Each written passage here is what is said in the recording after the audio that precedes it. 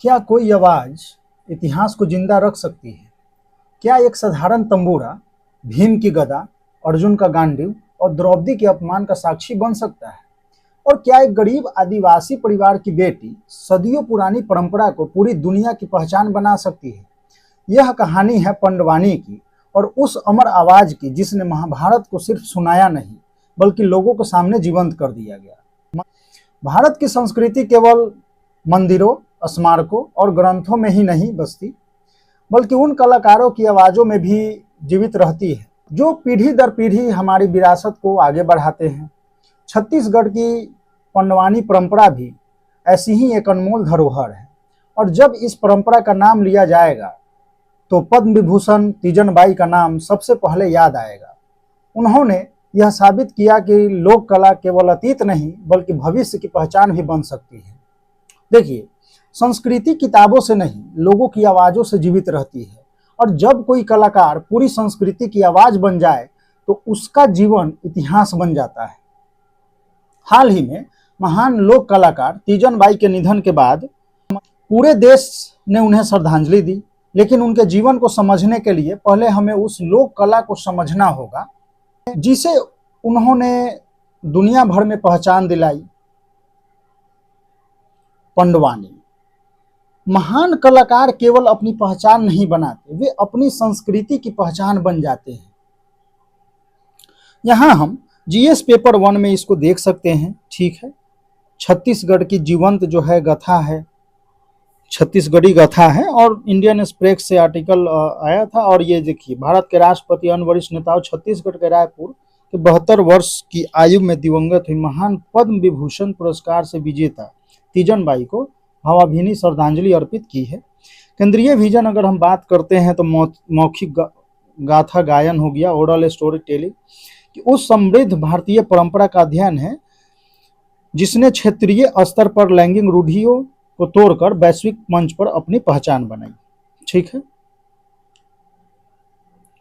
तो आप ये बोल सकते हैं। पंडवानी यानी पांडवों की वाणी, लेकिन यह केवल महाभारत का गायन नहीं है, यह संगीत है, अभिनय है, संवाद है और लोक संस्कृति का जीवंत रूप है। ठीक है, तो इसमें कलाकार केवल कहानी नहीं सुनाता बल्कि हर पात्र अपनी आवाज, चेहरे के भाव और अभिनय से जीवित कर देता है। विशेष बात यह है कि अधिकांश स्तुतियों में भीम को केंद्रीय नायक माना जाता है, क्योंकि भीम केवल शक्ति का प्रतीक नहीं बल्कि अन्याय के विरुद्ध खड़े होने का भी प्रतीक है। तो यहाँ आप देख सकते हैं कि भीम का जो है केंद्रीय नायक महाभारत के प्रसंग संगीत में और नाट्य जो है पुनर् अभिनय शामिल है। लोक नाट्य है, फोक थिएटर एंड गाथा गायन, बाल्ड सिंगिंग। ठीक, महाभारत केवल युद्ध की कथा नहीं, मनुष्य के भीतर चल रहे धर्म और अधर्म के संघर्ष की कथा है। पंडवानी की जड़ें छत्तीसगढ़ की मिट्टी में हैं, लेकिन इसकी गूंज केवल उस राज तक सीमित नहीं रही। मध्य प्रदेश, ओडिशा, आंध्र प्रदेश और फिर धीरे धीरे पूरे भारत में, भारत से लेकर विदेशों तक इस लोक कला का जो है, लोक कला ने अपनी अलग पहचान बनाई है। यही भारतीय संस्कृति की सबसे बड़ी खूबसूरती है, और इसकी शुरुआत भले किसी गांव से हो, लेकिन इसका संदेश पूरी दुनिया तक पहुंच जाता है। तो लोक कला की कोई सीमा नहीं होती, उसकी भाषा केवल संवेदना होती है। पंडवानी की कोई निश्चित लिखित जन्म तिथि नहीं मिलती, क्योंकि यह किताबों में नहीं है, लोगों की स्मृतियों में जीवित रही है। ठीक है, पीढ़ी दर पीढ़ी, गुरु से शिष्य तक, और परंपरा आगे बढ़ती रही, और यही जो है भारत की मौखिक परंपरा की सबसे बड़ी ताकत है।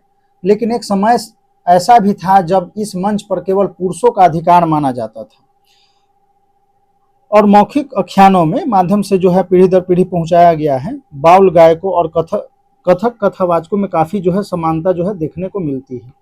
ये परंपरा जो है जेंडर परिवर्तन और लैंगिक परिवर्तन, जेंडर शिफ्ट यानी पुरुष प्रधान परंपरा थी, लेकिन 1980 के दशक में तीजन बाई और अन्य महिला कलाकारों के उदय से इस लोक कला का चेहरा जो है बदल दिया गया। तो देखिए, एक ऐसा समय था जब इसमें जो है पुरुषों का वर्चस्व था, उनका अधिकार माना जाता था। तो यहीं से शुरू होती है तीजन बाई की सबसे बड़ी क्रांति। तो देखिए, परंपरा तब तक जीवित रहती है जब तक कोई उन्हें जीने का साहस करता है, जब तक कोई उन्हें जीने का साहस करता है। तो पंडवानी का उद्देश्य केवल मनोरंजन नहीं, यह महाभारत के माध्यम से समाज को नैतिक शिक्षा, मतलब आप नैतिकता बोल सकते हैं, कर्तव्य हो गया, न्याय हो गया, दर्शन हो गया और नेतृत्व हो गया, धर्म का संदेश, ये सब चीजें जो हैं वो देती है। सामाजिक दुविधा को शिक्षित करना, प्रशासनिक, आम जनता को नैतिक प्रशासनिक, ये सब। पौराणिक कथाओं में जो है, क्लासिकल माइथोलॉजी में स्थानीय जनजातीय क्षेत्रीय लोक मुहावरों में ढालना, ताकि आम समाज से सीधे वो जुड़ाव हो सके। कठिन दार्शनिक सत्यों में आम ग्रामीण आदिवासी के लिए सुलभ और बोधगम्य बनाना है। तो देखिए, शायद हम बोल सकते हैं कि कठिन जो है दार्शनिक विचारों को सरल लोक भाषा में प्रस्तुत करना, यही इसकी सबसे बड़ी विशेषता है। और शायद इसी कारण से सदियों से लोगों के बीच जो है वो जीवित है। तो ज्ञान जो है तब तक अधूरा है जब तक वह सामान्य व्यक्ति की भाषा में न पहुंचे। ज्ञान तब तक अधूरा है जब तक वह सामान्य व्यक्ति की भाषा में न पहुंचे। तो पंडवानी की सबसे अनोखी पहचान है कलाकार का तंबूरा।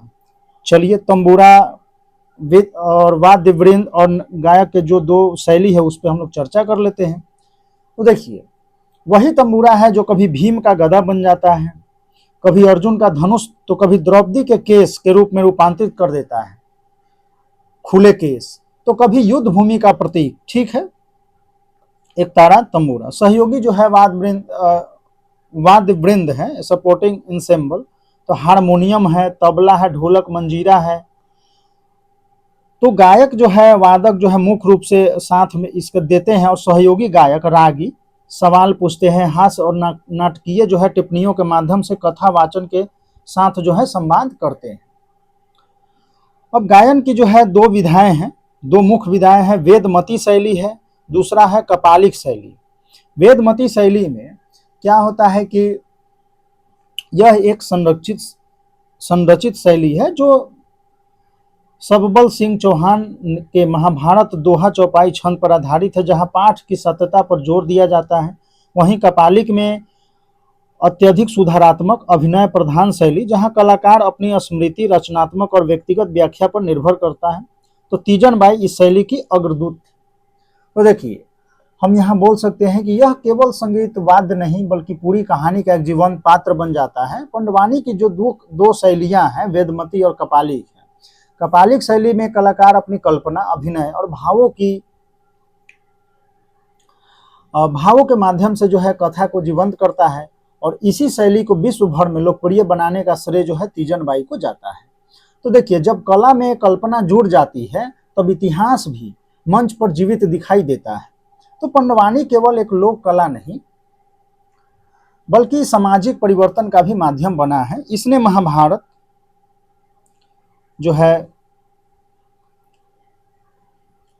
महाभारत को गांव-गांव तक पहुंचाया, और सबसे महत्वपूर्ण बात यह है कि तीजन बाई ने यह सिद्ध कर दिया कि प्रतिभा जो है किसी लिंग, जाति या आर्थिक स्थिति की मोहताज नहीं होती। जिस मंच पर कभी महिलाओं का स्वागत नहीं था, उसी मंच को सबसे बड़ा पहचान एक महिला बनी।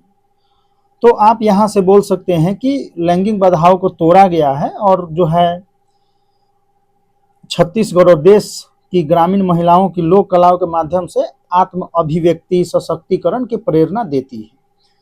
तो कभी जो है पुराने समय में पुरुष रूढ़िवादियों को ध्वस्त किया गया, क्योंकि पहले जो है एकाधिकार जो है पुरुषों का था, वही पुरुष जो है ये सब करते थे। लेकिन लैंगिक बाधाओं को तोड़ना और मूल्यों का लोकतांत्रिकरण। ठीक है, तो जटिल संदेशों को स्थानीय बोली में, लोक मुहावरों में और नैतिक मूल्य ग्रामीण और आदिवासी समुदाय तक आसानी से पहुंचाया जाता था। तो प्रतिभा अनुमति नहीं मांगती, वो अपना रास्ता स्वयं बनाती है। तो आज जो है तीजन बाई हमारे बीच नहीं है, लेकिन उनकी आवाज, उनकी कला और उनकी विरासत आने वाली पीढ़ियों को प्रेरित करती रहेंगी। पंडवानी जैसी लोक परंपराएं हमें याद दिलाती है कि भारत की असली शक्ति उसकी सांस्कृतिक विविधता में छिपी है। यदि ऐसी विरासत को संरक्षित नहीं किया गया तो आने वाली पीढ़ियां केवल इतिहास पढ़ेगी, उसे महसूस नहीं कर पाएगी।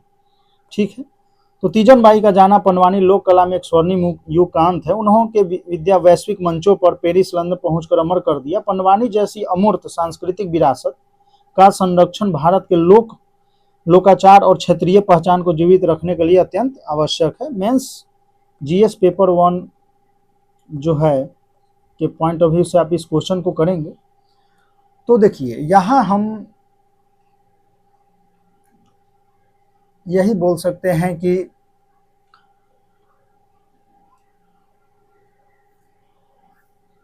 यदि ऐसी विरासत को संरक्षित नहीं किया गया तो जो पीढ़ी है वो इतिहास पढ़ेगी, महसूस उसे नहीं कर पाएगी। तो पंडवानी जो हैं वैल्यू एडिशन में अगर आप यूज कर सकते हैं तो छत्तीसगढ़ की हैं और प्रसिद्ध लोक गाथा गायन शैली, इनका मुख्य आधार महाभारत है। दो प्रमुख शैली है वेदमती और कपालिक है। तीजन बाई ने काल्पनिक शैली को वैश्विक पहचान दिलाई और भारत की अमूर्त सांस्कृतिक विरासत का भी महत्वपूर्ण उदाहरण है। आवाजें समय के साथ जो है मौन हो जाती है, लेकिन संस्कृति कभी मौन नहीं होती। जब भी किसी गांव की चौपाल में कोई कलाकार तंबूरा उठाएगा, जब भी महाभारत की कोई कथा लोक भाषा में गूंजेगी, वहां कहीं ना कहीं तीजन बाई की आवाज भी सुनाई देगी। क्योंकि महान कलाकार इतिहास का हिस्सा नहीं बनते, वे स्वयं इतिहास बन जाते हैं। तो कला अमर होती है, कलाकार केवल उसका माध्यम होता है, लेकिन कुछ कलाकार ऐसे होते हैं जो स्वयं एक परंपरा बन जाते हैं। तो यही है, इसको आप क्वेश्चन करेंगे और फिर आप कमेंट करेंगे कि कैसा लगा आपको। ठीक है, तो धन्यवाद।